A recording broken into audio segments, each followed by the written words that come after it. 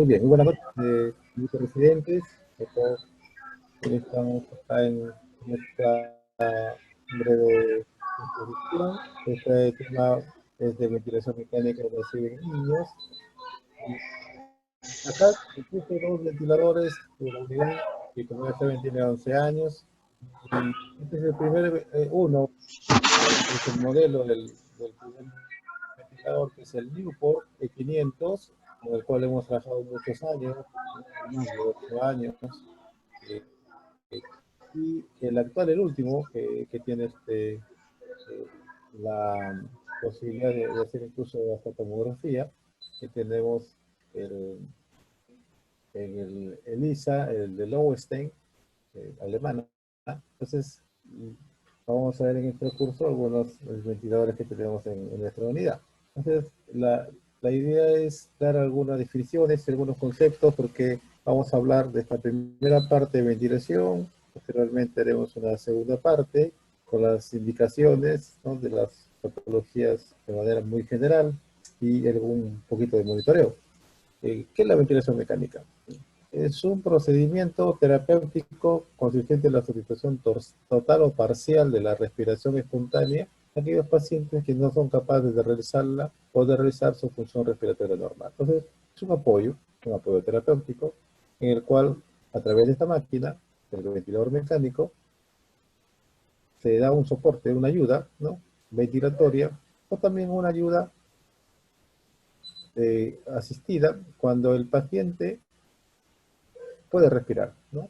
Si el paciente puede respirar, entonces ayuda a la respiración, pero cuando no respira, da toda la respiración. Entonces vamos a ver los modos, que son maneras de cómo otorgar las ventilaciones, pero básicamente es un procedimiento que sustituye total o parcialmente la respiración. Entonces eso es algo que tener en cuenta, y que mayormente usamos obviamente una ventilación a presión positiva. Fisiológicamente, y esto es tomado de un artículo del doctor Castillo, la ventilación mecánica corresponde a la entrada y salida de un flujo de aire hacia los pulmones y desde los pulmones.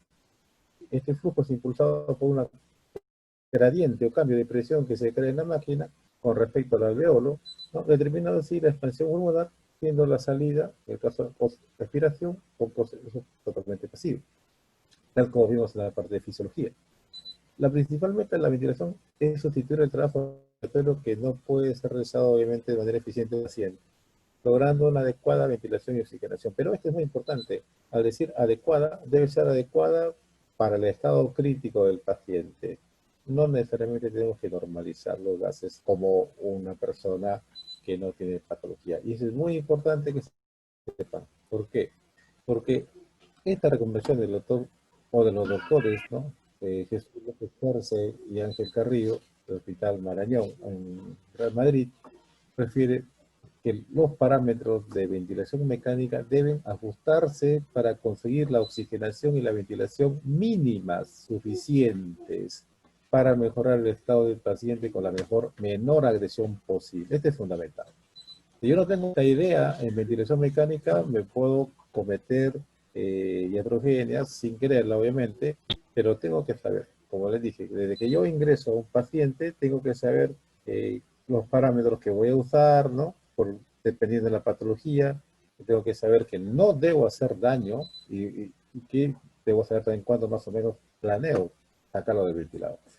Entonces, si bien es cierto, debemos tener o conseguir, porque se está sustituyendo la ventilación para conseguir una adecuada oxigenación y la ventilación, los parámetros, ¿no?, que se deben utilizar deben ser los mínimos, ¿no?, para esta mejoría, para evitar la agresión, ¿no? Eso es lo importante que se debe saber. Por lo tanto, los objetivos grandes, ¿no?, principales de la ventilación mecánica es conseguir una adecuada oxigenación y ventilación, disminuir el trabajo respiratorio o ventilatorio y el consumo de oxígeno. Como les comentaba, si yo tengo un paciente en shock y está con dificultad respiratoria, se puede inclusive, en algunos casos, ante una insuficiencia tan grande, ¿no?, ventilatoria, consumir hasta el 50% de la energía. Entonces, si yo estoy encima chocado y encima con tanta dificultad, entonces el mejorar, en este caso, el intercambio gaseoso a través de la de un apoyo ventilatorio, disminuiría ese consumo de oxígeno. Y en el caso del shock, la mejora hemodinámica también disminuye el consumo de oxígeno. Y por lo tanto hay más energía para poder mantener con vida al paciente. Eso es fundamental, ¿no? Fundamental que no solamente entre un proceso respiratorio, que obviamente la insuficiencia respiratoria es la principal indicación de la ventilación mecánica, también en otras patologías, como por ejemplo puede ver un paciente que tiene una hemorragia intracerebral y que tiene un rasgo de 7, por decirlo, va a ir a ventilación mecánica.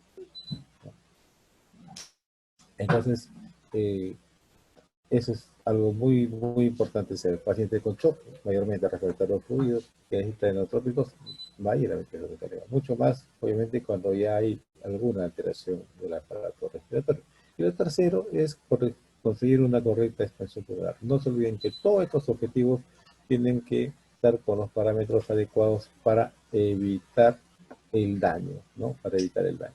Entonces, los metas y objetivos, como les comentaba, es sostener el intercambio, no necesariamente normalizar, y eso es algo muy importante, por supuesto, de esta perspectiva del Donoso, el médico pediátrico chileno, que publicó el año 2013 en los archivos argentinos de pediatría, que se debe sostener, no necesariamente normalizar, el intercambio de gases de la ventilación alveolar y la oxigenación. Esto significa que yo puedo tener, por ejemplo, una presión de oxígeno de 62, de 65, sabiendo que lo normal es de 80 a 100, que sobre o menos de 60 es obviamente patológico, pero tener 65, tener 70 ayuda. ¿Por qué? Porque mejorando la patología de base, obviamente que voy a mejorar esta oxigenación. Entonces, si yo doy o coloco parámetros bastante injuriosos, en vez de hacer daño, perdón, en vez de hacer beneficio, voy a hacer daño. Porque si bien al inicio pueden mejorar los parámetros, como el estudio de Toramato que les comentaba, ¿no? En el cual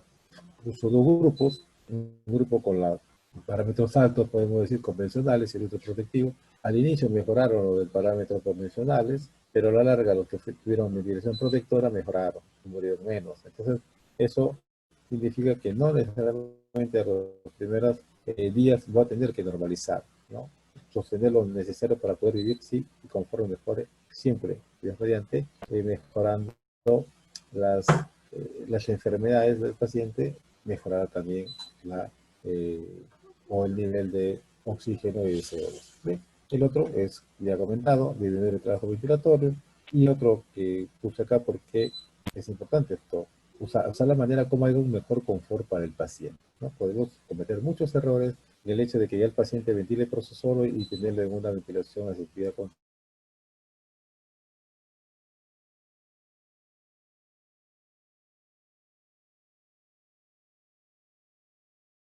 Entonces hay que buscar la manera, el modo en el cual el paciente con ese modo respiratorio puede estar con mejor confort. Reducir el mínimo los efectos perjudiciales. Es fundamental, siempre tenemos que pensar cuando uno hace ventilador o ventilación mecánica, no va a hacer que yo esté haciendo una presión muy alta y perjudicando el pulmón, ¿no? O también los efectos hemodinámicos, como por ejemplo una PEP mayor de 10 que hace efectos hemodinámicos, ¿no? Y luego también efectos sistémicos. Entonces es importante tener en cuenta estas metas y objetivos. Ahora, ya tal vez agrupando y un poquito más extenso, el trabajo del doctor Bruno de Bruno de Carvalho, ¿no? Ya del año 98, que obviamente son bastante vigentes. Los objetivos de la ventilación mecánica lo dividen en dos, objetivos fisiológicos, ¿no? Y los objetivos clínicos. Entre los objetivos fisiológicos, uno, mantener y permitir la manipulación, ¿no? De intercambio de gases pulmonares, o sea, que haya una buena oxigenación, una buena eliminación de CO2, ¿no? Para mantener un buen pH.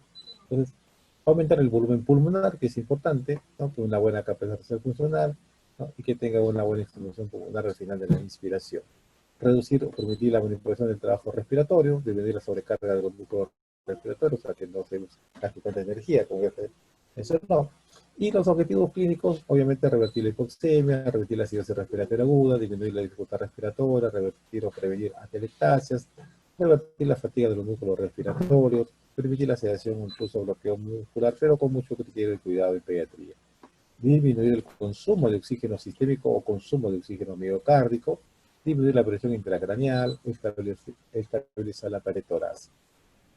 Entonces, no olvidar estos conceptos fundamentales, ¿no? Cuando hablamos de ventilación, es un movimiento mecánico, ¿no? Del aire hacia los pulmones y fuera, ¿no? Entonces yo estoy ventilando realmente. Muchos decimos respuesta respiratoria cuando le hacen esa frecuencia ventilatoria. Pero este es el dato importante, ¿no? Que es un movimiento, ¿no? Mecánico de movimiento del aire hacia el pulmón o por el pulmón. La respiración y ya el proceso en que se capta el oxígeno y se elimina el CO2, que se da, como ya sabemos, tanto a nivel de los alveolares, ¿no? Como también a nivel de las células, cuando llega el oxígeno a nutrir las células. Y cuando hablamos, obviamente, de los conceptos fundamentales, ¿no? De cómo llega el aire, ¿no? A los alveolos, sabemos que nosotros ventilamos por una presión negativa, ¿sí? Que nosotros tenemos que hacer como una aspiradora para absorber, ¿no? Absorber el aire. Por eso que no es que nosotros hagamos presión positiva soplando aire, no, eso es cuando exhalamos de manera activa, que es una exhalación forzada, porque la exhalación normal es pasiva.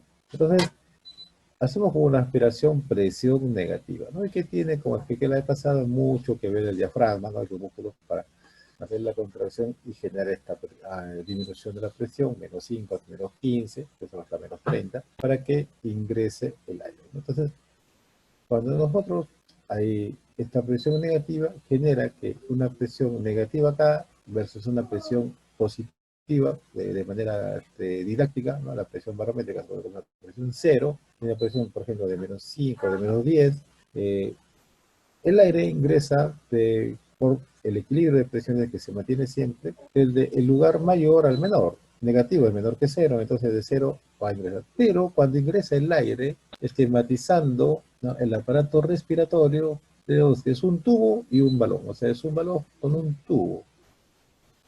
Entonces, cuando viene el aire, en el tubo se resisten a que ingrese el aire, ¿no? Entonces, siente opción, reacción. Hay una resistencia y lo que se llama la resistencia a la vía aérea. Esta es la R, que siempre hay que tener en cuenta, ¿no? Y después, cuando ingresa el balón, también hay otra resistencia, que son las fuerzas pulmonares o elásticas pulmonares, que se oponen al ingreso del aire. Y más que todo, se oponen a la distensión del alveolo. Y acá se tiene que reflejar, en este caso del alveolo, cómo está la complianza, que es la variación de volumen sobre, dada por una variación de presión. O sea, tengo una presión, por ejemplo, de 10 y tiene que, por decir, un cambio de volumen de 10. Yo para hacer un cambio de volumen de 10 con una presión de 20, entonces obviamente la complianza es baja. ¿Por qué? Porque 10 entre 20 va a ser 0.5, ¿no? Y si era lo normal, 10 entre 10 es 1, entonces va a ser baja la complianza, ¿no? Y cuando el enfisema que tiene una complianza es un volumen de 10 y este de presión de 10 y ese es un volumen de 20, la complianza va a ser bastante alta. Disculpen un minutito, por favor. Aló, papá. Aló, aló.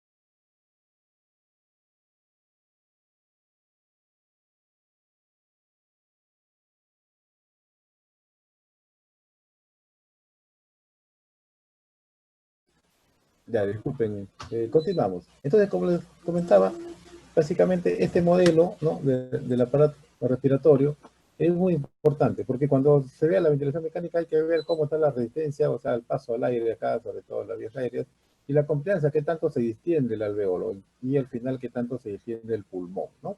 Porque cuando hablamos de complianza disminuida, estamos hablando de un pulmón duro, ¿no?, que se da en el ARS, que se da en la fibrosis quística. Perdón, en la fibrosis pulmonar, ¿no?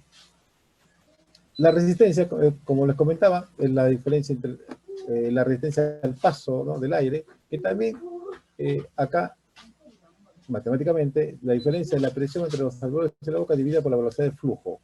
Entonces, la resistencia es la diferencia de presiones sobre el flujo. Y sobre la ley de Poiseuille, la resistencia es inversamente proporcional a la cuarta potencia radio de la vía aérea. Y se incrementa en la quinta en el caso de flujo turbulento. Entonces, esta es la forma, ¿no?, del volumen, y esta es su fórmula, ¿no?, que obviamente la variación de presión, el pi, sobre el radio a la cuarta, sobre 8 veces la viscosidad de, en este caso, del aire, ¿no?, sobre la longitud, entonces la vía aérea.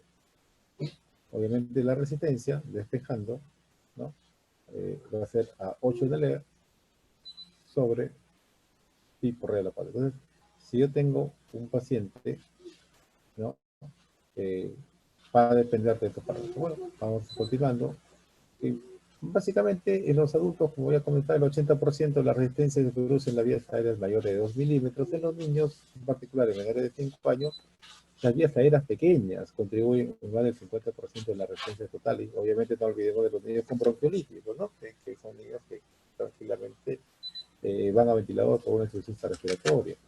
Y con la bronquiolitis ataca las vías aéreas pequeñas, que son los bronquiolos. Entonces, se explica, no vemos bronquiolitis en adultos, ¿no?, obviamente son las vías aéreas grandes. Entonces, los niños también tener en consideración, porque hasta los 4 o 6 meses son respiradores nasales, entonces la resistencia también puede llegar incluso al 34%.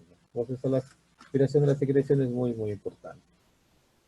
Los flujos, ¿no?, miren acá las vías más gruesas, hay un flujo turbulento, luego uno de transición y un flujo laminar, ¿no?, que es tomado del libro de ventilación mecánica de la doctora Martínez y del doctor Casado, ¿no? Entonces, acá un modelo de adulto donde la resistencia es mayor, pero en aquellos adultos o niños grandes, y los alcohólicos, como digo, la mayoría son ya casi el 50% de resistencia a nivel de vías aéreas más pequeños. Y la complianza con su inversa la elastancia, como les comentaba, es la medida de distensibilidad del aparato respiratorio, que tanto mi alveolo se distiende. Entonces, todo ese es un ejemplo antiguo, porque cuando nosotros éramos niños había 2 tipos de globos para carnaval, ¿no? El globo marca payaso y el globo marca águila. Y me acuerdo que nos ponemos a soplar el globo y el globo águila era más duro, ¿no? Era bien duro, que tenía unos esfuerzos, se ponía rojo para poder inflarlo. En cambio, el globo payaso era más fácil, se puede decir. Entonces, si uno quiere comparar, era más distensible, se puede decir, este globo, ¿no?, el globo payaso. Como el globo águila era más duro. Entonces, ¿qué significa? Que si yo me ponía hasta rojo para poder colocar un volumen, tenía que tener mucha presión. Entonces, la compliancia era baja. Igual pasa en los pulmones.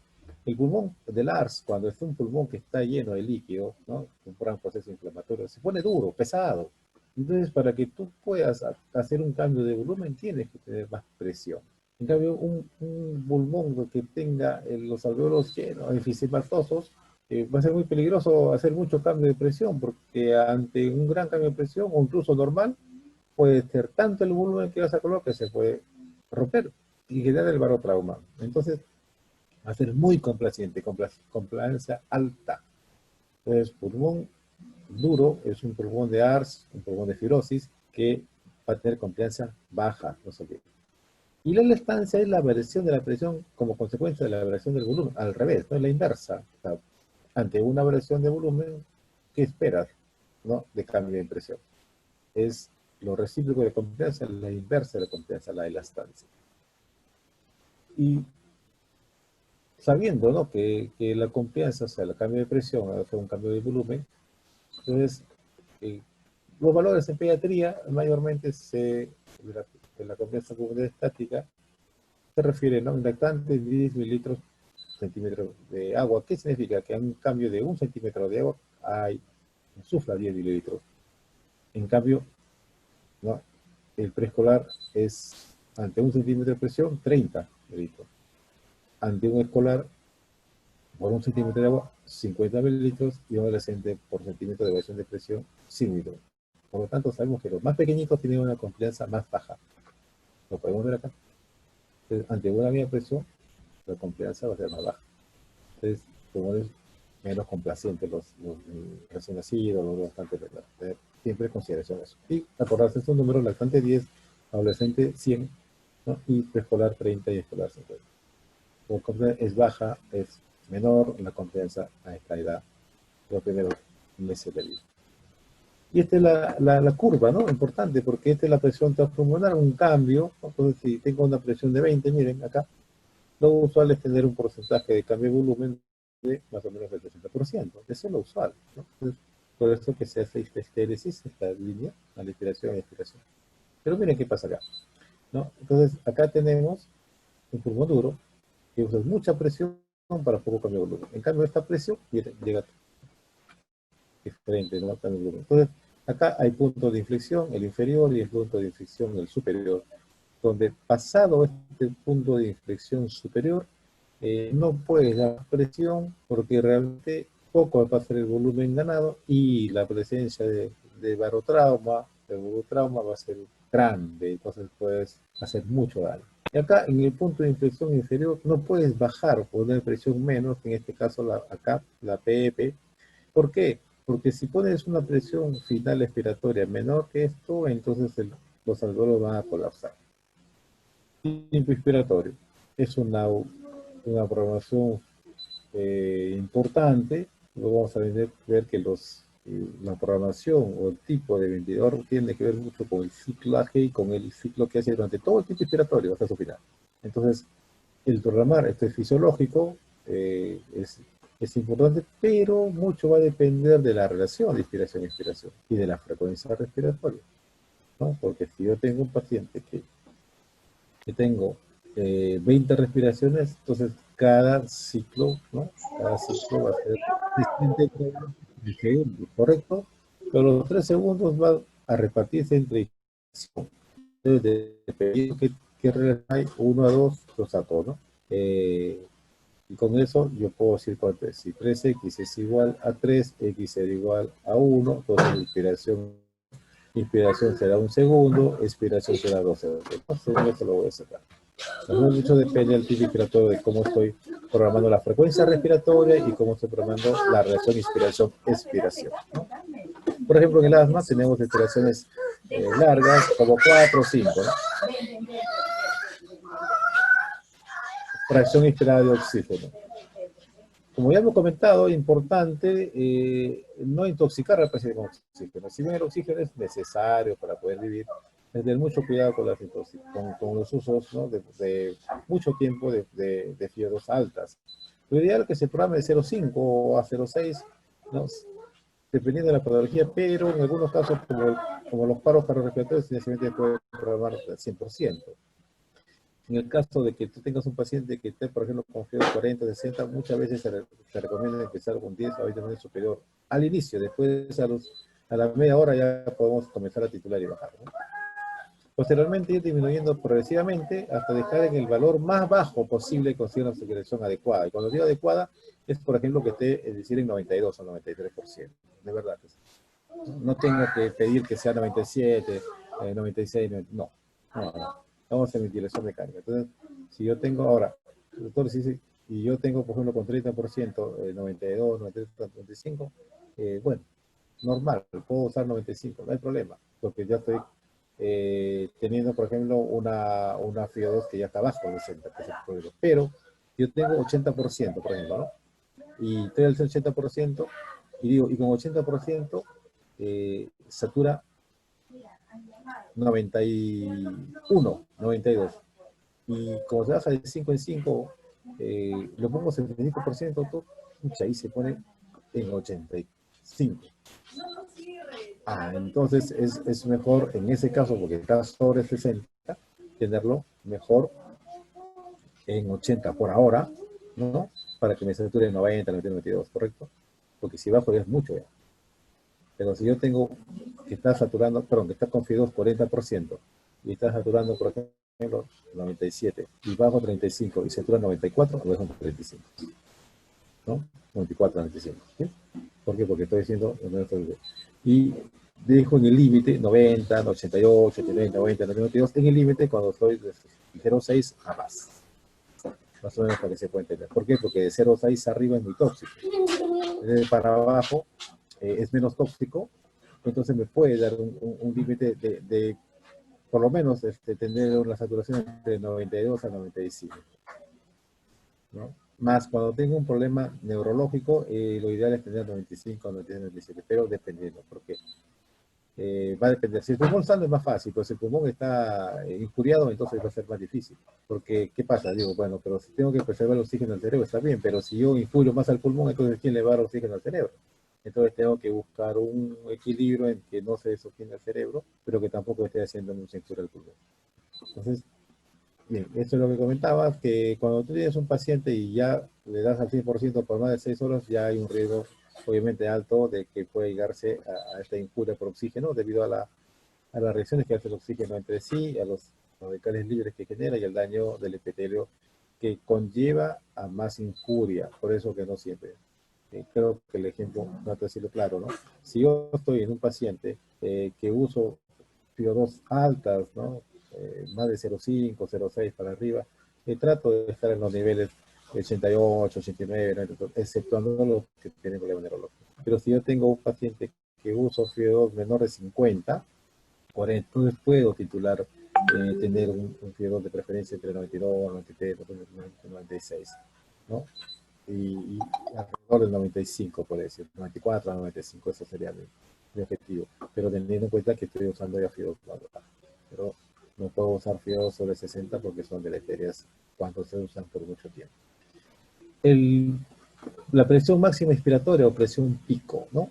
Entonces, es el valor máximo que alcanza la presión dentro del circuito respiratorio. Esa es la presión inicial que se da.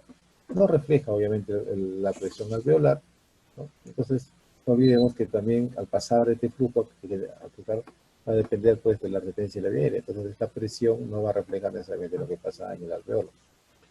Siempre emplear el mínimo presión pico para conseguir la adecuada ventilación y oxigenación, evitando el barotrauma, ¿no? Entonces, valores de 15 hasta 30 es lo usual. La presión meseta que se usa en los ventiladores que tiene la modalidad de volumen, ¿no? Es una presión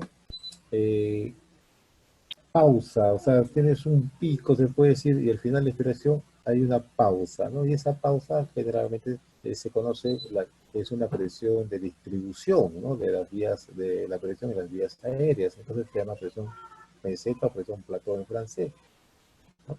Entonces, es la diferencia, y, eh, perdón, y la diferencia entre la presión pico y la presión meseta se debe a la resistencia del tubo traqueal y de las vías aéreas, ¿no? Entonces, dice pues que esta es una mejor, porque si bien esta presión pico es una presión inicial, no necesariamente me dice cómo va, o sea, cómo va a ser disminuida, cómo va a ser afectada por la presión del tubo traqueal y sobre todo de las vías aéreas. De la presión que mejor me va a decir, bueno, que se podría acercar un poco mejor a la presión de distribución en la vía aérea, sobre todo en la vía aérea más pequeña, la presión meseta. Entonces, y también una diferencia entre ambas, ¿no? Entre la presión meseta y la presión PP, en este caso PP, depende de la confianza del sistema respiratorio. Por eso que es básicamente el driving pressure, ¿no? Driving pressure, entonces, es la diferencia entre la presión meseta y la PP, ¿no? Los valores que se recomiendan que no pasen de 20, ¿no? Entonces, es la presión meseta en la modalidad volumen. El PP, que es conocido por ustedes, ¿no? Aplicación de la presión por encima de la atmosférica al final de la expiración, que evita que se colapse, ¿no? Entonces, gracias a ello, ¿no? Bien, ese es el PP. Si nosotros queremos dar, en el caso del CPAP, que es una presión positiva continua, esta es una presión continua que siempre se mantiene en el ciclado, ¿no? Es otra cosa, pero casi como que se puede aplicar una situación en cual la PP es una presión en inspiración hacia al final de la, ¿no? Al final de la expiración, ¿sí? Donde queda siempre ese PP. El PP queda, eso es una presión al final de la expiración que queda ahí para evitar el colapso. Correcto, el CPAP, algo casi similar, pero es una presión positiva continua, que siempre, como sabemos, el CPAP es un mecanismo en el cual el paciente respira espontáneamente y tiene esa presión positiva continua en la vidriera, y también evita que no se colapse obviamente la alveola, ¿no? Pero el fisiológico del PP de 2 a 4 centímetros de agua, ¿no? Como comentamos, evita el colapso alveolar al final de la aspiración, recluta los alveolos previamente colapsados. Esto es algo muy importante. Por eso que, de acuerdo a este mecanismo, se usan PPs elevadas, incluso 15, en algunos se usan más de 15, que consigue el reclutamiento, ¿no? El reclutamiento de los alveolos que previamente está colapsado, entonces en el ARS. Pero el problema es que cuando pasa de 10, y al ser muy inflados pudieran, entre alveolos vecinos, presionar y hasta colapsar a los capilares, y eso generaría una disminución del gasto cardíaco con el trastorno de hemodinamismo correspondiente. Pero de todas maneras se ha visto pues, que este aumento de PEP mejora la competencia pulmonar, disminuye el trabajo respiratorio e incrementa la oxigenación al mejorar la reacción de ventilación-perfusión y disminuye el shock intrapulmonar. Es una estrategia muy importante que se utiliza, ¿no?, en la ventilación mecánica. El auto-PP es una presión que se genera en las unidades alveolares secundarias al tratamiento aéreo, mayormente de los asmáticos. Es la diferencia que entra entre la PP programada y la presión medida por el respirador al final de una pausa respiratoria. ¿Qué significa eso? Que yo, por ejemplo, puedo programar 5, ¿no? Entonces, eso se usa sobre todo en modo volumen. Entonces, termina la respiración y hago una pausa y ahí lo mido el PP. Y sale 15. Entonces, un PP 15. Pero si yo he probado 5, entonces tiene un autopí de 10. Y obviamente es peligroso, ¿no? Entonces, debe sospecharse la presencia de autopí cuando la curva de flujo respiratorio no llega a cero. Veremos en la curva, en la próxima clase, que muchas no llegan a la línea horizontal, no llegan a cerrar.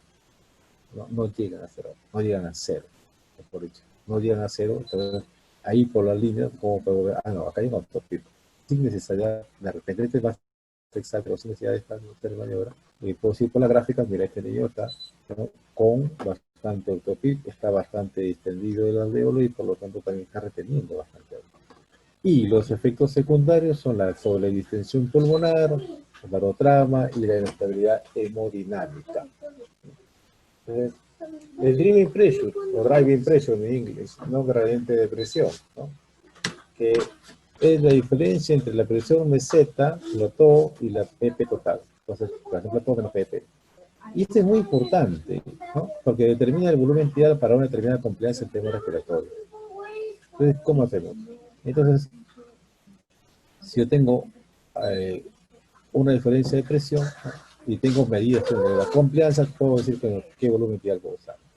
Entonces, siempre se recomienda que la diferencia de presión plató menos PP no debe ser menor de 15, o sea, no debe ser mayor de 15.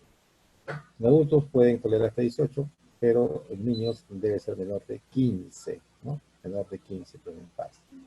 Entonces, esto es muy importante, pero otra vez, es en modo volumen, ¿no? Porque tengo que ver la presión plata. Presión media de las vías aéreas, ¿no? Entonces, eso es importante, es una medida del promedio de la presión a que están expuestos los pulmones durante un ciclo respiratorio. Es muy importante es tener este concepto, ¿no?, porque es un promedio de las presiones.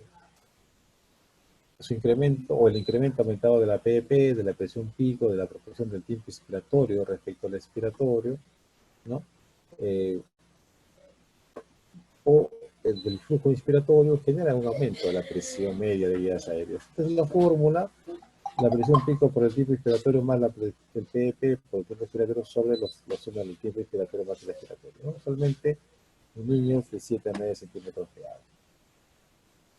Y la sensibilidad, ¿no?, del trigger es cuando yo digo que este niño está ventilando, que yo veo que se esfuerzo, quiero que haga esfuerzo, entonces le genero una barrera, o más que una barrera, perdón, le genero una meta, una valla, que pase esa valla para que este niño se le deje respirar. Entonces, eso es lo que es, o sea, eso es una meta, una barrera, una valla, perdón. Es como decir, bueno, si yo quiero probar el curso tengo que sacar 11, ¿no? Entonces, igual, pues, eh, pasado esa nota de 11, pues están aprobados. Igual, ¿no? Si yo pongo una sensibilidad que en esa, es decir, valla que tiene que ser superada, como un requisito para decir, para que la máquina detecte que este paciente sí está teniendo ventilación espontánea. Por eso que esa es la sensibilidad. Entonces, ¿qué sensibilidad le pongo? O por flujo o por presión. ¿Cuál es la que se recomienda? Por flujo, porque es la que se requiere menos esfuerzo. Mayormente se programa entre 0,1 a 3 litros por minuto. Entonces, este niño ya, miren, hace a través de la tubuladura con un esfuerzo negativo que genera un flujo de 5, o perdón, de 0,5. Entonces, este niño se le detecta que sí está ventilando espontáneamente. Y según el modo de ventilación, ¿no? O le doy una presión asistida, otra controlada, o lo dejo respirar solo. Pero la sensibilidad, el trigger es es decir, eh, la posibilidad de que el ventilador detecte que el paciente está ventilando espontáneamente, siempre y cuando pueda alcanzar unos parámetros programados. En el caso de la sensibilidad por flujo, el parámetro que debe alcanzar mínimo es 0,1 y probablemente 0,13. En el caso de, de presión, el mínimo 0,5, que puede ser a menos 2, ¿no? Entonces, esto es importante que se tenga en consideración. Ahora vamos a hablar de los tipos, la clasificación y los modos de la ventilación mecánica. Entonces, dentro de la clasificación general, pues se empezó en los años 50, ¿no? Tras la epidemia de polio, con los pulmones de acero que dan ventilación a presión negativa. Entonces, cada uno fue como que hacían que el tórax insufle, pero a través, ¿no? De esta máquina, ¿no? Externa totalmente, ¿no? Miren que acá no hay ningún tubo, no hay nada, ¿no? Es externo, pero obviamente no hay acceso al tórax. Y miren, esto es de un hospital en Estados Unidos, de las epidemias de polio que había los pulmones de acero. Yo recuerdo haber visto un pulmón de acero en el Belén, cuando hicimos internado ahí, ¿no? Entonces, que han tenido pulmones de acero acá, entonces en Trujillo. Entonces, miren, era el clásico en esos años de la década de los 50 en Estados Unidos y en muchos hospitales del mundo. Entonces, como comentaba, es una ventilación de una presión negativa, ¿no? Intratorácica, que introduce aire a los pulmones, llamados los famosos pulmones de acero, que es más fisiológica, porque imita la respiración normal, pero no es exceso invasivo a la vía aérea, ¿no? Pero lo bueno que tiene es disminución de riesgo de infección y daño pulmonar. Permite que el paciente hable, incluso se alimente, pero es menos efectiva que la ventilación con presión positiva. Y obviamente no hay acceso al tórax, ¿no? Lo que usamos ahora. Lo que estamos ahora es la ventilación con presión positiva, ¿no? Que es desde hace muchos años, incluso está en la Biblia, ¿no? De que se hizo. Y después ya las respiraciones que colocaron algunas tubos, cánulas a la tráquea, incluso Vesalio y hasta los ventiladores que empezaron en los primeros años del siglo pasado. Y como sabrán, la UCI nace en pediatría y la UCI nace en Suecia. En Suecia nace la UCI, nace en pediatría, pues justamente pacientes con polio, ¿no? Y ahí comenzaron en Dinamarca, perdón, en Dinamarca y luego en Suecia, eh, ya a usar la presión positiva. Y la presión positiva que lo hicieron con prácticamente un aparato como la MU, quienes dieron la ventilación positiva, hablamos de los años 50 también, 57, 58, me parece, fueron alumnos de medicina de Copenhague, en Dinamarca. O sea que lo han hecho acá los alumnos internos hasta hace pues que unos 10 años, ¿no? Un poco más, antes de la UCI, 12 años, 13 años. era muy frecuente que nosotros programemos a los internos a ventilar de manera manual. Y cosa que en este siglo se ha hecho algo que se hacía hace mucho más de 50 años allá. Pero nació el ventilador de presión positiva. Y luego se ha ido mejorando hasta lo que tenemos ahora. Este es un modelo Hamilton que tenemos en la unidad. Entonces, este tipo de ventilación a presión positiva, ¿no?, genera una presión externa que se introduce aire en los pulmones, más efectiva, ¿no?, porque además que el tórax siempre está accesible y se puede usar programando varias modalidades, pero es más agresiva e incómoda. Y ese es el gran problema, ¿no? Aumenta el riesgo de infección respiratoria y el daño de la vía aérea y de los pulmones. Ese es el gran problema que siempre se tiene. Y obviamente hay dos tipos, ya conocen, ¿no? La presión positiva e invasiva, que introduce el tubo endotraqueal, ¿no?, a través de la tráquea, ¿no?, a través de la tabla de una traqueostomía. Y la no invasiva, que usamos las interfaces, ¿no?, para las cánulas hemostáticas en interfaces, o todos podemos usar hasta tubos en faringes, y que obviamente lo más clásico para nosotros, lo que tenemos son las interfaces, ¿no?, sea la nasal o la facial, ¿no?, para que en eso podemos hacer la ventilación. Y de estos ventiladores a presión positiva, básicamente lo que respecta a nosotros, hay dos tipos de ventiladores. Los ventiladores de flujo continuo, más que todo usados en las unidades neonatales, o usados en las unidades neonatales, en los UCIs neonatales, los UCI, y los adultos, y que también se usan en niños, que son los ventiladores convencionales de flujo continuo que usamos nosotros en la UCI, muy similares a los adultos. La diferencia con los adultos es que nosotros tenemos programación para volúmenes tidales bajos, ¿no?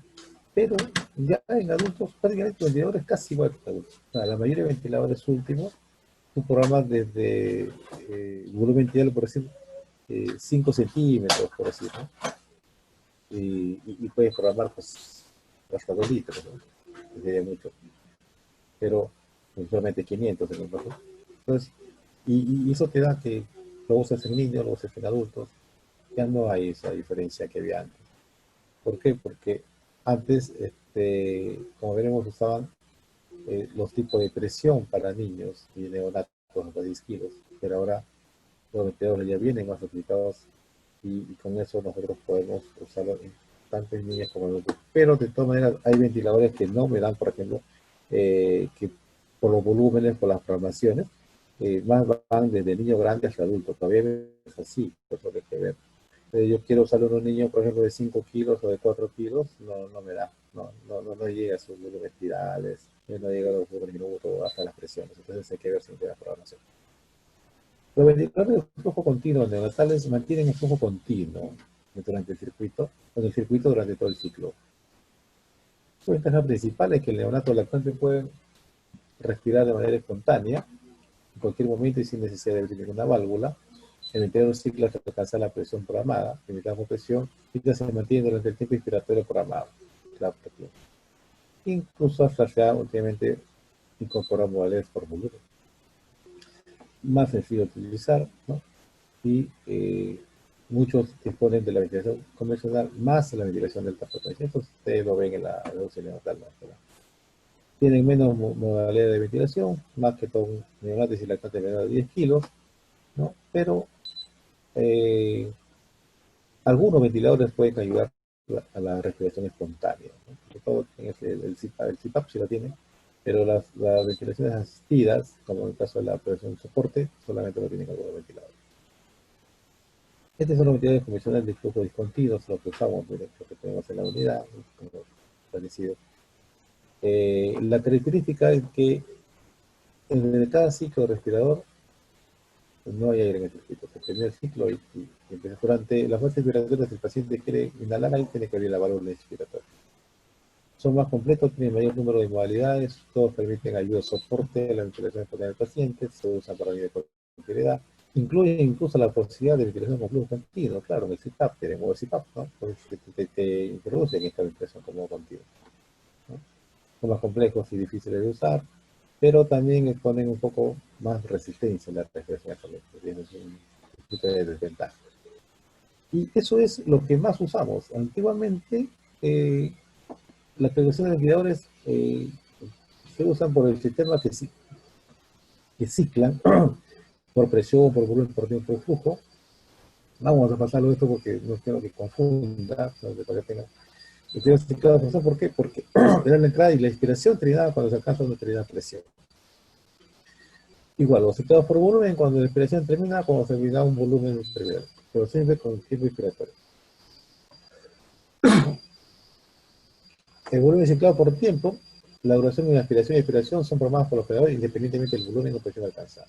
También se paga por flujo. Y ciclados por flujo, la inspiración termina cuando el flujo inspiratorio disminuye por debajo de un valor predeterminado, independientemente del volumen o del tiempo de la presión. Y el sistema de control límite que lo controla, ¿no? Ya tengo, controlado por presión, por volumen o por flujo. Pero básicamente, para no confundir, usamos presiones o ventiladores a presión positiva, ¿sí? Y que vamos a tener, que esto más que todo para allá la parte del ingeniero de mecánica, saber qué modalidad vamos a usar. La modalidad de volumen, tenemos acá, la modalidad de presión o una mixta. Entonces, esto sí debo saber. La modalidad, que muchos dicen modos también. Modo volumen, modo presión. Modo volumen, modo presión, para ser un poco más didácticos y preferimos hablar. ¿Por qué? Porque, es decir, ¿en qué modo está en modo presión? En modo simple. ¿No? Es decir, modalidad volumen en modo simple. ¿Correcto? Entonces, modalidad volumen, el ventilador manda al paciente siempre el mismo volumen, el volumen corriente en cada respiración, introduce el aire con una velocidad constante. En esta ventilación es volumen constante, porque se puede decir el parámetro, ¿no? Más importante es el volumen. Y a raíz del volumen que se ingresa, salen lo demás, ¿no? Como la presión. Por eso es que el volumen es constante y la presión es variable. Pero lamentablemente, como no vas a controlar la presión, hay riesgo de barotrauma.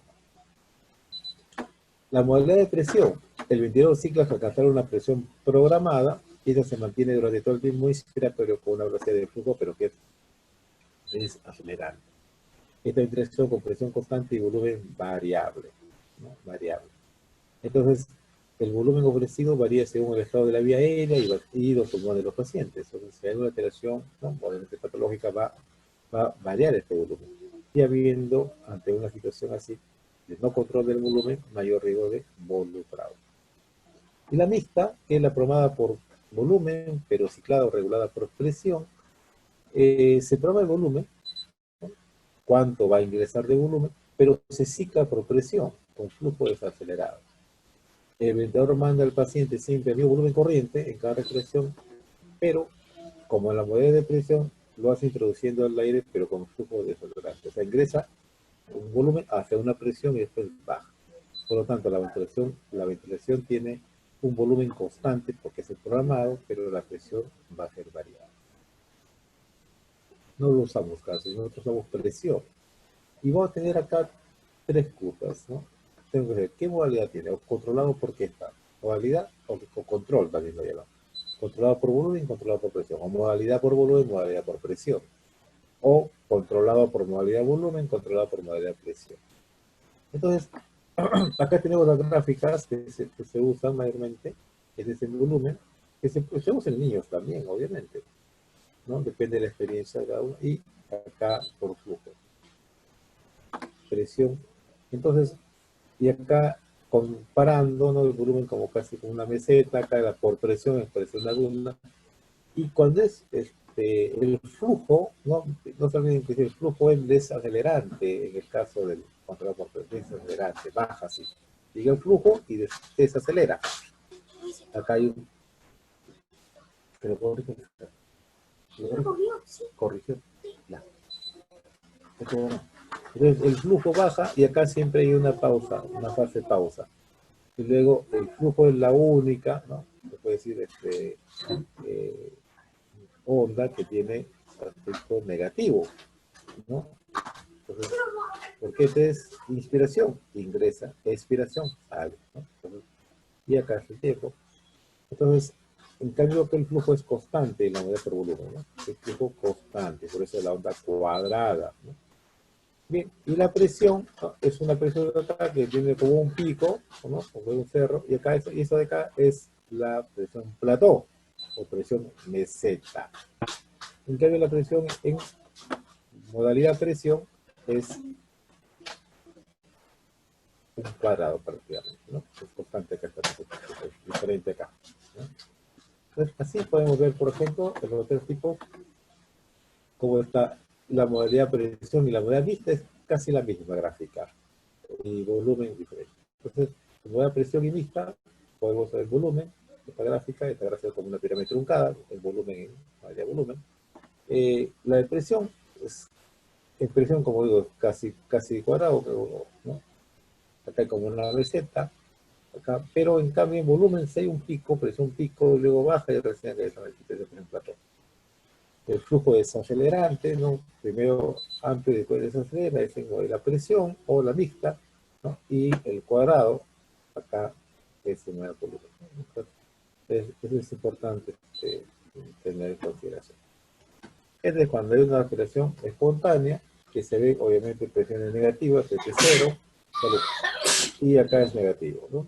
Están obviamente haciendo este grupo positivo, pero la presión, sobre todo la presión que tiene la presión, ¿no? Es negativo. El flujo que es positivo, porque después exhala, ¿no? Pero que tengo la presión, pero la presión negativa es espontánea. Tiene que haber presión para ver que es espontáneo, y después ver los demás, ¿no?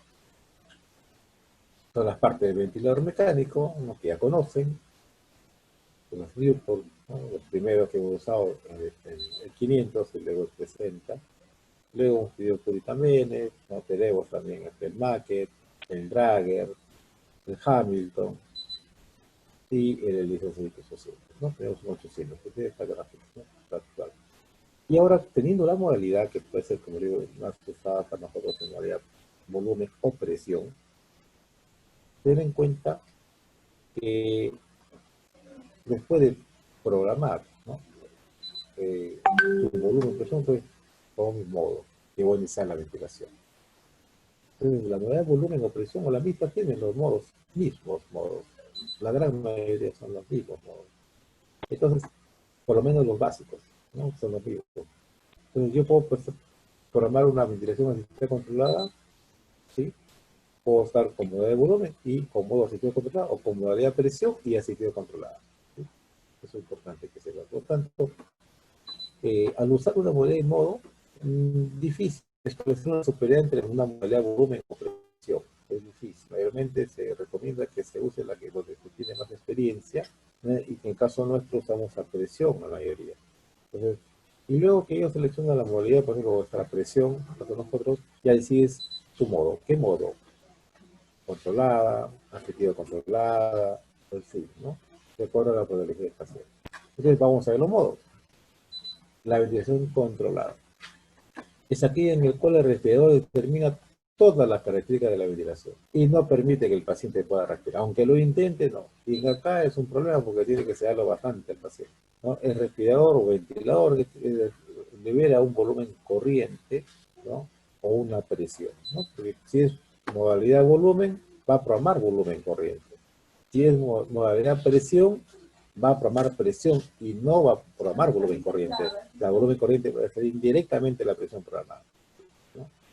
Y no considera para nada el esfuerzo de respirar del paciente. Si te da 20, 20 da. De repente el paciente está respirando 2 o 3 veces, eso no lo considera, ¿no? Y por eso que muchos se usan pacientes con coma profundo, con respiración profunda, ¿no?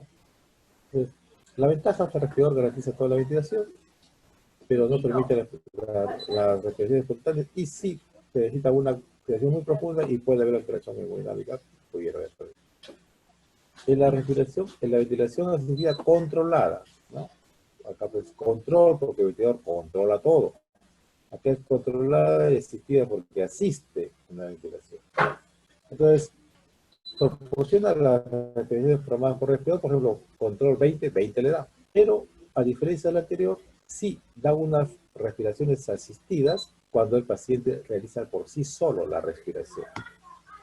¿no? Entonces, el ventilador proporciona o un volumen corriente o una presión que está prefijada, que da 20, 20, ¿no? Pero en respuesta al esfuerzo respiratorio del paciente, lo capta, porque acabas de formar trigger, lo capta y dice, sí, tiene ventilación espontánea, pero le da una ventilación muy similar, exactamente igual a la que da programada.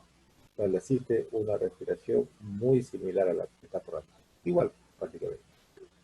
Entonces, ¿cuál es el problema? Que puede decir, mira, yo programo 20 y acá el paciente respira 10, al final tengo 30 y estoy aumentando la frecuencia respiratoria. ¿Y eso te puede tener repercusiones? Claro que sí, ¿no? Acá sí se da menos, pero tendrías que ya pasar a otra que se sí. Pero antes de, bueno, y esta es la gráfica, ¿no? La presión, sí, el flujo, tratando de una presión eh, con, controlada, ¿no? Pero, bueno, es una, vamos a ver acá. Si nosotros estamos con presión y es así, este es controlado por presión, obviamente, ¿no? Es una presión de modalidad de presión, controlada por presión, en el tipo asistido controlado, o el modo asistido controlado. Si nosotros vemos acá una presión y tiene esta gráfica, es una presión de modalidad volumen, ¿no? Y volumen, pero en este sido modo asistido controlado. Entonces, la importancia de saber, gráfica no sé qué es, pero si es así cuadrado, con presión cuadrada, así es una modalidad presión. Y si es como un cerro, ¿no? Y que acá no se ve el plató, pero se ve como, esa es una modalidad de volumen. Y acá el asistido controlado, miren que hace el esfuerzo respiratorio, se genera, pero le da una dirección muy similar a la anterior. La mandatoria intermitente, que nace porque realmente permite que el paciente ventile y lo deja ventilar cuando no choca con sus programadas. Si yo tengo 20 ventilaciones programadas, ¿correcto? Entonces, doy ahorita y le toca 3 segundos después. Si al segundo y medio ventila espontáneamente, lo deja solito que ventile, no le da nada. Pero si al otro que ya le toca, ¿no? La ventilación programada y el paciente ventila, pucha, ahí es un problema, pum, le da, ¿no? Entonces, y eso genera mucha, o puede generar barotrauma, ¿no? Entonces, el ventilador manda ciclos respiratorios fijos, programados, y en el tiempo de cada ciclo, ahí sí puede respirar de manera espontánea. Permite que el paciente pueda respirar de forma espontánea, pero con su propio esfuerzo, ¿no? Y ya lo he comentado, cuando ventila, lo respira no acompaña ningún esfuerzo, ¿no? Simplemente lo deja solo. Entonces, acá ventila, espontánea, después le tocaba acá, le da, hay una ventilación espontánea, permite, después le tocaba, ¿no? Pero se mejoró esto con la sincronización, y esa es la ventilación mandatoria sincronizada. Entre la respiración probada, también igual que la anterior, permite que el paciente respire de manera espontánea, ¿sí? El respirador proporciona un volumen o una presión que está prefijada, ¿no? Pero el cual puede ser interrumpida por la respiración espontánea. Sí, en ese sentido lee, cuando hay un periodo de ventana, lee que va a respirar y interrumpe, ¿no? Porque puede dar o da una respiración asistida, ¿no? En la respiración espontánea del paciente, el aire que entra todo depende del esfuerzo del paciente, ¿cierto? ¿No? Entonces, ahí él hace, entonces, cuando toca ciclar el respirador y el paciente está respirando, el ventilador espera que te dé la respiración y así evita, ¿no? El trauma. Entonces, en este caso, el ventilador puede expirar que termine la respiración, o el ventilador también le da una respiración asistida, pero no programada, sino asistida. O sea, le ayuda nada más. No es que le dé una clásica que le toca, no, le da una ayuda para evitar el dolor, ¿no? Entonces la otra no. Entonces la otra, si coincidía, le daba una que ya estaba programada, igualito. Pero acá no. Si ve que el paciente coinciden, pues se lo dejan. Que respire espontáneamente y le da una respiración asistida, pero suave, ¿no? Para evitar el trauma o el barotrauma. Entonces, la ventilación mecánica del paciente con esfuerzo presente. Es importante saber que en este SIM, algunos pacientes que ya ventilan espontáneamente podemos iniciar de modo SIM. No necesariamente utilizar en asistencia controlada en todo, lo haremos ya en otra clase, pero podemos utilizar el SIM, porque tiene ventilaciones espontáneas, solamente quiere una ayuda nada más. O cuando ya se empezó asistencia controlada, pasamos a SIM, ¿no? Y se empieza el retiro progresivo ya de ventilación mecánica. Entonces, el viento le da por los niños, ¿no? Y lo malo es que si tú te acostumbres y no lo, ¿no? Comienzas un plan de destete rápido, te puedes prolongar, ¿no? La retiración de la ventilación mecánica. Y esto es, por ejemplo, un SIN. Acá está, vamos a la presión, acá está la ventilación negativa y deja respirar. Acá hay una presión negativa, pero justo le toca y le da una presión pero asistida, ¿no? También. Bien. Acá, por ejemplo, la sincronizada, esta es una exhalación, acá una inhalación espontánea, y acá está la ventana del tiempo. Entonces, lo deja que respire. Lo deja que respire. No es que como el anterior, que justo está, y le tocaba, ¡pum!, le da acá. No, acá lo deja que respire. Lo deja que respire, y de ahí le da una ayudadita, ¿no? Una asistida. Quiero que me entiendan, ¿no? Acá lo deja. Pero en el anterior, si es que le tocaba, ¿no? Le daba acá, ¿no? Si es que lo tocaba, si coincidían, le daba. O sea, como que no te metas con mi tiempo. Estoy programado ahorita para tu mala suerte, estás ventilando mala suerte, ¡plum!, te da. En cambio, la sincronizada, uy, está respirando, entonces te espero, termina tu ventilación y después te doy una ayuda, ¿sí? Entonces espero que se puede comprender un poco más, ¿no? Voy a repetir. Si yo digo la intermitente, justamente se te ocurre respirar ahorita que yo estoy programado a darte y ¡pum!, te da. Pero estoy respirando, ¿no? ¡Pum!, te doy, te toca. En cambio, la sincronizada, ahora me toca darte la ventilación, pero entonces ventilando espontáneamente, te dejo ventilar, termina tu respiración espontánea, termínala, te dejo, y de ahí te doy una ayuda, una asistida, que es esta, ¿eh? Lo deja respirar, esa es la idea, ¿no? Acá no hay nada, entonces ya le da, porque no hay ninguno. Entonces, esa es una diferencia entre ambas. Y la ventilación a presión de soporte, ya acá el paciente ventila solo. En cambio, la intermitente hay una programada, que lo ideal es programar 10, 15 nada más, ¿no? Niños, o 50% o menos, porque ya ves que está el paciente. Nosotros te damos por 15, cuando ya te ventila y después vas bajando las programadas para que tenga mayor número, porque la idea es que el paciente haga su esfuerzo también, porque mucho tiempo en ventilación, sobre todo la controlada y la asistida controlada, se atrofian los músculos, y peor es el paciente, ya tiene más dificultades para el destete. Entonces, y lo otro, que no hay que estar con tanta sedación, ¿no? Ya en la presión de soporte el paciente ventila solo, todo lo hace el paciente, pero le da un soporte, un agregado, ¿no? Entonces le da una ventilación. El paciente hace su ventilación y le da una presioncita, una presión de soporte, como su nombre lo dice, ¿no? Es un modo de ventilación parcial que ayuda al esfuerzo respiratorio espontáneo. Inicialmente el indicador detecta el esfuerzo del paciente, luego emplea una presión positiva seleccionada que se mantiene constante durante la respiración y ayuda a mejorar la volumetría de los minutos, ¿no? Y el ciclo de respiración se presenta con este nivel de flujo, más o menos el 25% del flujo pico inicial, ¿no? Y se interrumpe la presión del soporte y se abre el ciclo respiratorio. Permite al paciente controlar su propia frecuencia respiratoria, la duración del tiempo inspiratorio y expiratorio de cada ciclo, el flujo de la vía aérea y por lo tanto el volumen corriente y el volumen. O sea, controla al paciente todo, su propia frecuencia, ¿no? La duración de los tiempos, el flujo de la vía aérea y por lo tanto el volumen corriente y el volumen minuto. Es importante saber que mucho se usa esta, el SIN. Entonces el SIN, como ya vemos que hay respiraciones espontáneas, le das una presión de soporte. Entonces pasas, por ejemplo, comienzas asistido controlada, pasas a SIN, luego pasas a SIN con presión de soporte, luego pasas a presión de soporte, luego pasas a SIPA. Y con eso vas viendo, haciendo bien, ¿no? Porque acá ya, por ejemplo, acá el SIN de 20 respiraciones, probablemente el SIN esté en 8, ¿no? Y le das espontáneos. Una vez que ves que todo está bien, puedes tener 5 o ya lo pasas de frente a soporte y le haces la ventilación totalmente solo. Solamente es una presión ante uno que se agrega, pero suave, se puede decir, ¿no? Para que mejore este ventilatorio y luego ya genera un confort del paciente, al ver una buena oxigenación, pasas a la última etapa, que es el CPAP.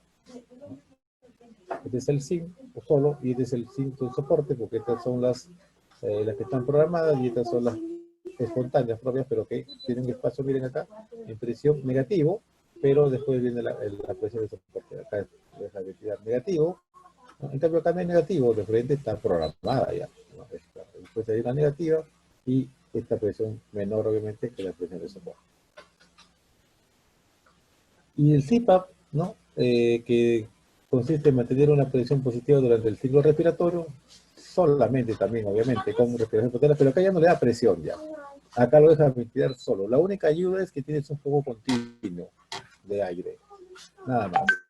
Ya el respirador no cicla, solamente hay una presión continua, ¿no? Y el paciente hace todo el trabajo.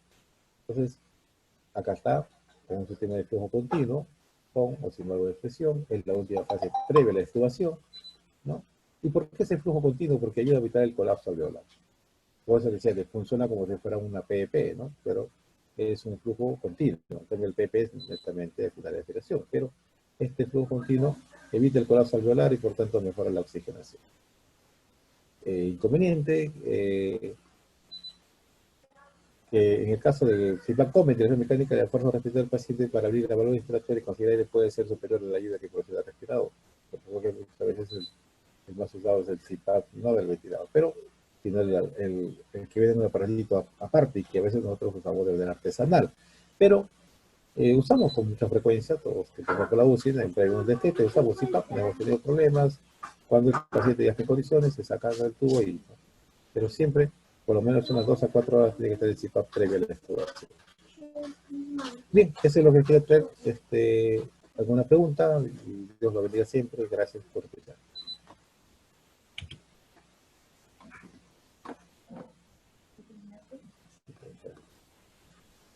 Henry, ¿alguna pregunta? ¿Quedó claro algo? Ha estado claro, doctor. Sí, ¿no? Sí, Y está claro. entendido mejor. Sí, ¿no? A veces darle una cosita un poquito más, ¿cómo se llama esto? Más didáctica. Siempre bueno.